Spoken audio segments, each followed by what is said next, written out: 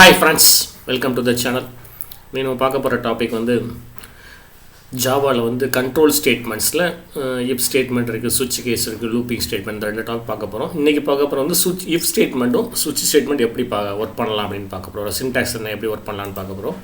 அதில் first one வந்து control ஸ்டேட்மெண்ட்னா என்ன, ஓகே. அது ரெண்டு டைப்பாக கிளாஸிஃபை பண்ணுறாங்க. ஒன்று கண்டிஷனல் ஸ்டேட்மெண்ட், ரெண்டாவது வந்து looping statement, okay. Conditional statement, looping statement, okay. இன்றைக்கி நம்ம பார்க்க போகிற வீடியோ வந்து கண்டிஷனல் ஸ்டேட்மெண்ட்ஸ், ஓகே. அந்த கண்டிஷனல் ஸ்டேட்மெண்ட் என்னென்ன இருக்குன்னா ஆட்டோமேட்டிக்காக நமக்கு வந்து இஃப் எல்ஸ் ஸ்டேட்மெண்ட் அண்ட் சுவிட்ச் கேஸ் ஸ்டேட்மெண்ட். இஃப் எல்ஸ், சுவிட்ச் கேஸ். இப்போ ஃபஸ்ட் ஒன் இஃப் எல்ஸ் பார்க்க போகிறீங்க.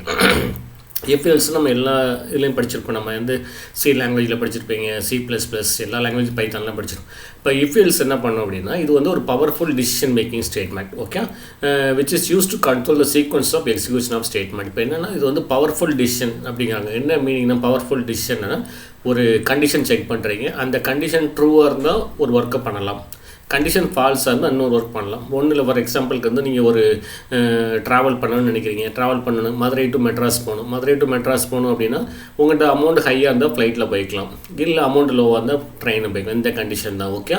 ஸோ இதேமாதிரி டிசிஷன் எடுக்கிறது. ஸோ இந்தமாதிரி டிசிஷன் மேக்கிங் வந்து பவர்ஃபுல் ஸ்டேட்மெண்ட் வந்து இஃப் எல்ஸ் ஸ்டேட்மெண்ட் அப்படிம்பாங்க, ஓகே. அதோட சின்டாக்ஸ் என்னென்னு பார்த்தீங்கன்னா இஃப் ப்ராக்கெட்டுக்குள்ள எக்ஸ்பிரஷன் ஆர் கண்டிஷன், இந்த ரெண்டில் ஏதாவது ஒன்று யூஸ் பண்ணுறீங்க. அந்த கண்டிஷன் ட்ரூவாக இருந்ததுன்னா ஒரு செட் ஆஃப் ஸ்டேட்மெண்ட், அது வந்து open curly brace, close curly brace போடுறீங்க, அதுக்குள்ளே என்னென்ன ஸ்டேட்மெண்ட் இருக்கோ எல்லா ஸ்டேட்மெண்ட்டும் ரன் ஆகும். கண்டிஷன் ஃபால்ஸாக இருந்துச்சு அப்படின்னா எல்ஸ் போட்டு அப்புறம் open curly brace, close curly brace போட்டு அங்கே ஸ்டேட்மெண்ட் ரைட் பண்ணுறீங்களா, ஸோ அங்கே உள்ள எல்லா ஸ்டேட்மெண்ட் ரன் ஆகும். இது பேசிக்காக வச்சுக்கோங்க. கண்டிஷன் ட்ரூனா ஃபஸ்ட் பிளாக் எக்ஸிக்யூட் ஆகும், கண்டிஷன் ஃபால்ஸ்னா எல்ஸ் பிளாக் வந்து எக்ஸிக்யூட் ஆகும். ஓகேங்க, இதில் வந்து ஒரு ஸ்டேட்மெண்ட் தான் ரன் பண்ணலாமா, more than one statement run பண்ணலாமான்னா பண்ணிக்கலாம். ஒரே ஒரு statement more than one statement அப்படின்னா நீங்கள் open curly brace, close curly brace போட்டுக்கோங்க. இல்லை எனக்கு ஒரே ஒரு லைன் தான் ரன் பண்ணணும்னா கர்லி பிரேஸஸ் தேவையில்லை. இஃப் கண்டிஷன் ஒரு ஸ்டேட்மெண்ட் கொடுத்துக்கோங்க, அப்புறம் என்ன பண்ணுறீங்க எல்ஸ், அப்புறம் அங்கேயே ஒரு ஸ்டேட்மெண்ட்டை போட்டுங்க. இப்போ மோர் தென் ஒன் ஸ்டேட்மெண்ட் வந்துச்சுன்னா மட்டும்தான் நீங்கள் என்ன பண்ணணும், கர்லி பிரேஸ் யூஸ் பண்ணணும். இல்லை இப்போ நான் ஒரு ஸ்டேட்மெண்ட் வரும்போது கர்லி பிரேஸ் போடணுமா வேணாமான்னு கேட்டால் போட்டுக்கலாம், தப்பு கிடையாது, ஓகே. வேணும்னா போட்டுக்கலாம், இல்லைன்னா உங்களுக்கு மிஸ்டேக் கிடையாது, ஓகே. இப்போ ஒரு எக்ஸாம்பிள் ப்ரோக்ராம் பாருங்கள்.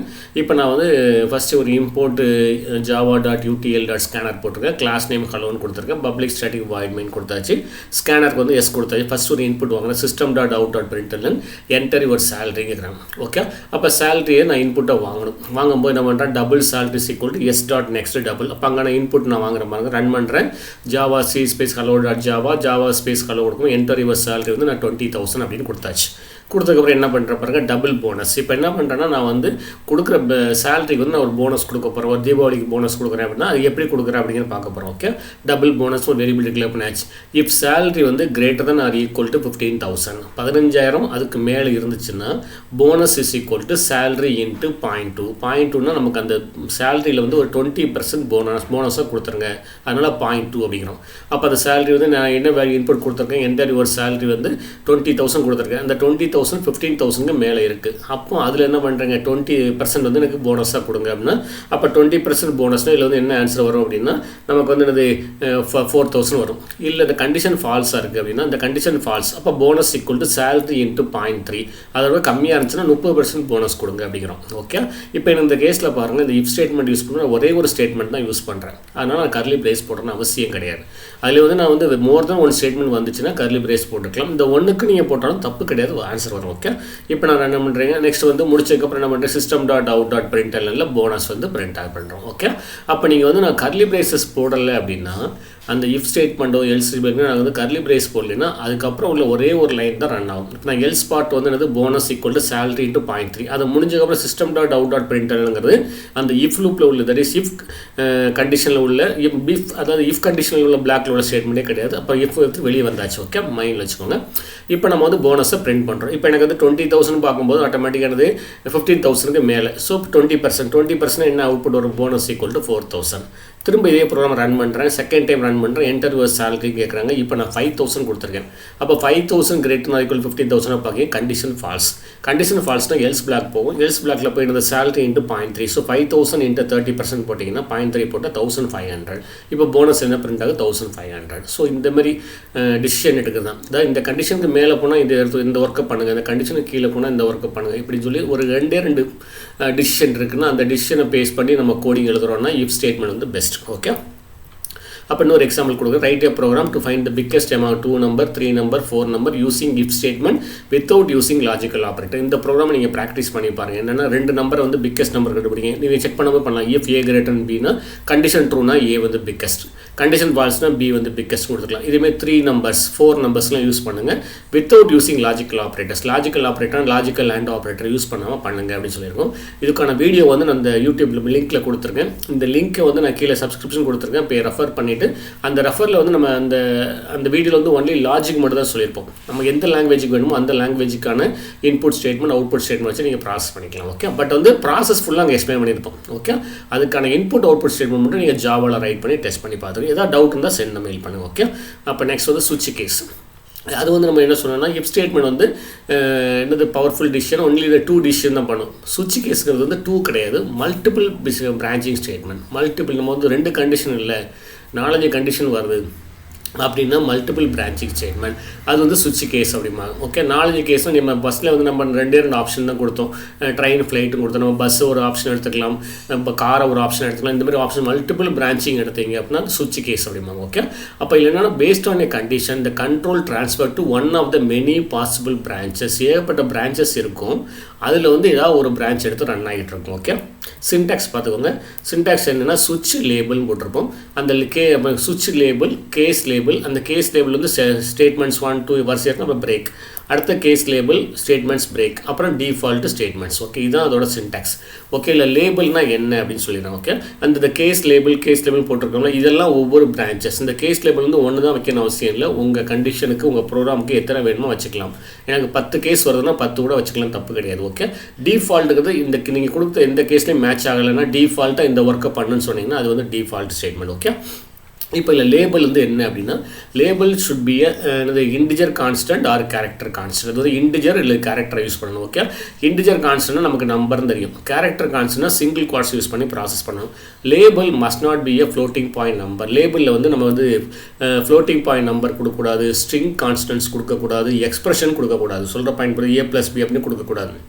ஸ்ட்ரிங் கான்ஸ்டன்ட் அளவுடு கிடையாது, அப்புறமேட்டு that is floating point numbers allowed கிடையாது, எக்ஸ்பிரஷன்ஸ் அலவுடு கிடையாது. ஒன்லி அலவுடு வந்து integer constant or character constant. Okay, இந்த சுவிட்ச் label may be valid any expression. இந்த சுவிட்சில் நம்ம யூஸ் பண்ணுறோம்ல அந்த லேபிள் வந்து may be any valid expression including the value of the variable. அங்கே வந்து ஒரு வேரியபிள் கொடுத்தோம்னா அந்த வேரியபிளோட வேல்யூ வச்சு ப்ராசஸ் பண்ணலாம். ஆன் அர்த்தமெட்டிக் எக்ஸ்பிரஷன் அங்கே வந்து எக்ஸ்பிரஷன் வரலாம். Logical comparison a greater comparison use பண்ணலாம். பிட் வைஸ் ஆப்ரேஷன் யூஸ் பண்ணலாம். இல்லை return value from the function கால், ஒரு அங்கே ஒரு ஃபங்க்ஷனை கால் பண்ணி அந்த ஃபங்க்ஷன் ரிட்டர்ன் பண்ணுற வேல்யூ வச்சு கூட நீங்கள் பண்ணிக்கலாம். ஸோ இதெல்லாம் இங்கே அலவுடு. மேலே சுவிட்ச் லேபிளோட இதெல்லாம் அலவுடு. ஓகே, கேஸ் லேபிளில் வந்து அது இன்டிஜர் கான்ஸ்டன்ட் அது கேரக்டர் கான்ஸ்டன்ட் மட்டும் தான் அலவுடு. த சுவிட்ச் label value is checked against each of the specified case labels. அவங்க மேலே சுவிட்ச் லேபிள் என்ன வேல்யூ இருக்கோ அதை பேஸ் பண்ணி கேஸ் லேபிள் வந்து செக் பண்ணி அது மேட்ச் ஆச்சுன்னா அங்கே உள்ள ஸ்டேட்மெண்ட்ஸ் எல்லாமே ரன் ஆகும். எதுவுமே மேட்ச் ஆகலை அப்படின்னா டிஃபால்ட்டில் உள்ள ஸ்டேட்மெண்ட்ஸ் வந்து ரன் ஆகும் அப்படிங்கிற கான்செப்ட். ஓகே, இப்போ சின்ன எக்ஸாம்பிள் ப்ரோக்ராம் பார்க்க போகிறோம் பாருங்கள். இம்போர்ட் java.utl.scanner போட்டாச்சு, கிளாஸ் நேம் கொடுத்தாச்சு, public static void main scanner comment கொடுத்தாச்சு. Okay, scanner space s equal new scanner system.in. இப்போ நான் என்ன பண்ணுறேன், system.out என்டர் த இன்புட் ஏன்னு கேட்குறேன். ஓகே, அந்த இன்புட் ஏ வந்து நான் டபுள் வேரியபிளாக கொடுத்துருங்க. ஸோ டபுளுங்கிற இன்புட் வாங்குகிறோம். இப்போ நான் ரன் பண்ணும்போது ஜாவா சி ஸ்பேஸ் hello.java கொடுத்தாச்சு, ஜாவா ஸ்பேஸ் hello கொடுத்தாச்சு, enter the input A equal நான் 10 கொடுத்துருங்க. ஓகே, system.out பண்ணிட்டு என்டர் த இன்புட் பின்னு கொடுத்துருக்கேன். ஸோ பியோட இன்புட்டு டபுளாக வாங்கியாச்சு. ஸோ பி இன்புட் நான் 5 கொடுத்தாச்சு. ஓகே, இது நெக்ஸ்ட் என்ன பண்ணுறேன், system.out.println வந்து 1 addition 2 subtraction 3 multiplication division 5x. அப்போ என்ன பண்ணுறோன்னா ஒரு மெனு பார் என்னென்னா இந்த ப்ரோக்ராம் மெயின் டாஸ்க் என்ன ஒரு 5 டாஸ்க் நம்ம அர்த்தமெட்டிக் ஆப்ரேஷன் பண்ணுறோம். 1 addition 2 subtraction 3 multiplication 4 division 5 exitன்னு கொடுத்தாச்சு. இந்த ஆப்ஷனில் டிஸ்பிளே ஆகும். ஓகே, இப்போ உனக்கு இந்த மேலே நான் 2 இன்புட் கொடுத்தாச்சு, ஏபி இன்புட் கொடுத்தாச்சு. இந்த 2 இன்புட்டை வச்சுட்டு நான் என்ன டாஸ்க்கு பெர்ஃபார்ம் பண்ண போகிறோம் அப்படின்னு ஃபிக்ஸ் பண்ண போகிறோம். ஓகே, அப்போ இல்லை எனக்கு என்ன சாய்ஸ் வேணும். ஓகே, நெக்ஸ்ட் என்ன system.out.println என்டர் யுவர் ஆப்ஷன். இந்த 5 ஆப்ஷன் உனக்கு என்ன வேணும் அப்படின்னு கேட்குறோம். ஓகே, அது வந்து நம்ம integer choice into ch equal to s dot next into கொடுக்குறோம்.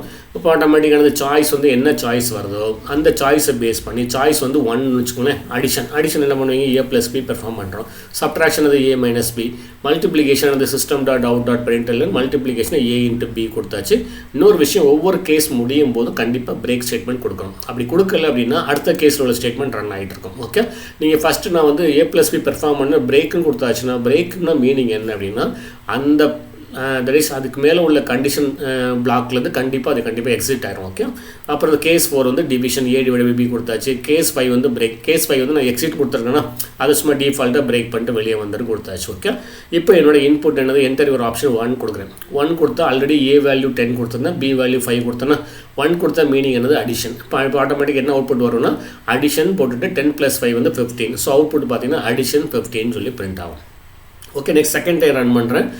ஜாவா ஸ்பேஸ் காலோ கொடுக்குறேன். Enter the input 10, same B வந்து 5 கொடுக்குறேன். இப்போ என்ன ஆப்ஷன் கொடுக்குறேன்னு பாருங்கள். தட் இஸ் அடிஷன் சப்ட்ராக்ஷன் அந்த ஆப்ஷனை டிஸ்பிளே பண்ணுறோம். என்டர் யுவர் ஆப்ஷன் கேட்குது, நான் 2 கொடுக்குறேன். என்டர் யுவர் ஆப்ஷன் 2னா அது ஆட்டோமேட்டிக்காக CH வந்து 2 இருக்கும். ஸோ கேஸ் லேபிளில் 2 வருது. அங்கே சப்ட்ராக்ஷன் டிஸ்பிளே பண்ணிட்டு A - B 10 - 5 வந்து 5.0. 5.0 ஏன் வருதுன்னா இங்கே டபுள் வேல்யூ. ஸோ அதனால் வந்து பாயிண்ட் சம்திங் வந்துட்டு. ஸோ இந்தமாரி நம்ம கேஸ் லேபிள்ஸ் கொடுத்துக்கிட்டே இருக்கலாம். அப்போ நீங்கள் வந்து இந்த கேஸில் பார்த்தீங்கன்னா டோட்டலாக 5 கேசஸ் வச்சுருக்கேன். இப்போ நம்ம ப்ரோக்ராமுக்கு எத்தனை கேஸ் வேணும் வச்சுக்கலாம். நான் ஒன்றே ஒரு பாயிண்ட் மைண்டில் வச்சுக்கோங்க. அந்த கேஸ் பக்கத்தில் 1 2 3 4 எடுத்துருக்கலாம். அங்கே வந்து இன்டிஜர் கான்ஸ்டன்ட் இருக்கலாம், இல்லது கேரக்டர் கான்ஸ்டன்ட். கேரக்டர் கான்ஸ்டன்ட்னா சிங்கிள் குவாட்ஸ் யூஸ் பண்ணிவிட்டு ப்ராசஸ் பண்ணுங்கள். ஓகே, இல்லை ரெண்டாவது வந்து பிரேக் ஸ்டேட்மெண்ட் வந்து கம்பல்சரியாக கொடுக்கணும். இப்போ கேஸ் 1 மேட்ச் ஆச்சுன்னா அந்த ஸ்டேட்மெண்ட் எல்லாம் ரன் ஆகிட்டு அதில் ஒரு ஸ்டேட்மெண்ட் தான் கொடுக்கணும்னு அவசியம் கிடையாது. எத்தனை ஸ்டேட்மெண்ட்னாலும் வச்சுக்கலாம். எல்லா ஸ்டேட்மெண்ட் ரன் ஆகும். பிரேக்கு கொடுத்தாச்சுன்னா அந்த சுவிட்சிலேருந்து வெளியே வந்துடும். ஓகே, அந்த சுவிட்ச் கேஸ்லேருந்து டிஃபால்ட்டாக வெளியே வந்துடும். ஓகே, நம்ம பிரேக்கு கொடுக்கல அப்படின்னா என்ன ஆகும்னா அடுத்த கேஸையும் போய் ரன் பண்ணிக்கிட்டு இருக்கோம். அதை நல்லா மைண்டில் வச்சுக்கோங்க. ஓகே, இல்லை ஏதாவது டவுட் இருந்தால் send mail to SSG channel 786@gmail.com send பண்ணுங்கள். சேனலை சப்ஸ்கிரைப் பண்ணாலும் சப்ஸ்கிரைப் பண்ணி ஸ்டடி பண்ணுங்கள். வீடியோ பிடிச்சிருந்தால் லைக் பண்ணுங்கள், ஷேர் பண்ணுங்கள். ஓகே, உங்கள் ஃப்ரெண்ட்ஸ்க்கெலாம் சப்ஸ்கிரைப் பண்ண சொல்லுங்கள். ஸோ தேங்க்ஸ் ஃபார் வாட்சிங்.